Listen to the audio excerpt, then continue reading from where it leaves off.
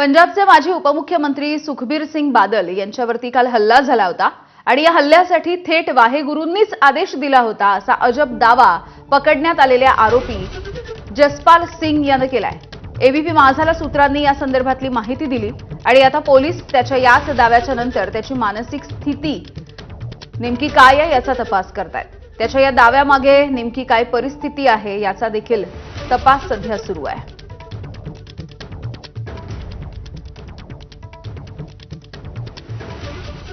बादल यांच्यावरच्या हल्ल्याविषयी आता कठोर कारवाईचे आदेश दिल्याची माहिती एकनाथ शिंदेंनी दिली। हल्ल्याच्या नंतर पोलीस अधिकाऱ्यांशी बोललो असं देखील शिंदेंनी म्हटलंय।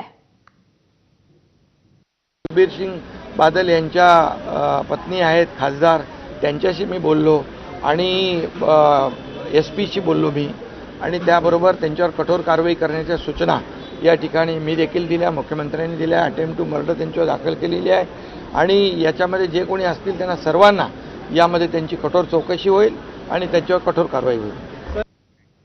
दरम्यान सुखबीर सिंग बादल हे जखमी झाल्याच्या नंतर त्यांच्यावरती खासगी रुग्णालयामध्ये उपचार करण्यात आले।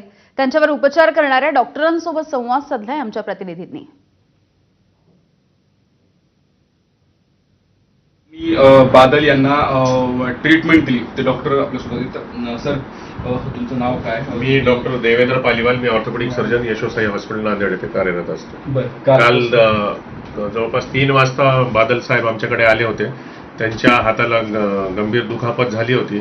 त्यांना पाहिल्यावर इनिशियली असेस केल्यावर आम्ही त्यांचा एक्सरेज काढले आणि मग आम्ही त्यांना सल्ला दिला की सर आपलं ऑपरेशन करावं लागेल, तुटलेल्या नसा जोडावे लागतील आणि ती सगळी जखम साफ करावी लागेल। त्यांनी संमती दिली आणि मग दुपारी जवळपास 4-4:30 वाजता आम्ही त्यांचं ऑपरेशन सुरू केलं। 1.5-2 तास त्यांचं ऑपरेशन चाललं। सगळी जखम ते साफ करून जे तुटलेले स्नायू होते ते आम्ही सगळे जोडले। त्यांच्या एक हाडाला पण क्रॅक होतं, त्याला आम्ही प्लास्टर लावलं। बाकी जखम त्यांची सगळी बंद केली आम्ही आणि हॉस्पिटलमध्ये ॲडमिट होते ते। त्यांना IV अँटीबायोटिक्स वगैरे मेडिसिन जे लागतात त्याला ते देण्यात आलं आणि आज सकाळी वापस आम्ही त्यांची वूंड इन्स्पेक्ट केली तर ती समाधानकारक होती, म्हणून त्यांना आज डिस्चार्ज देण्यात आला। आता ते घरी गेले। जाताना त्यांचे जे रुटीन इन्व्हेस्टिगेशन होतं ते सगळे केले, ते नॉर्मल होते। त्यांना जवळपास 3 आठवडे त्या हाताची काळजी घेण्यासाठी वेळ लागणार आहे। हात हे होण्यासाठी हॉस्पिटलमध्ये 3-4 दिवस त्यांना अजून राहावं लागेल आणि त्यानंतर हळूहळू रिहॅबिलिटेशन जसं फिजिओथेरपी वगैरे लागेल ते कालांतराने लागेल। 3 ते 6 आठवडे लागतील त्यांचे हे इंजुरीला पूर्णपणे बरं व्हायला।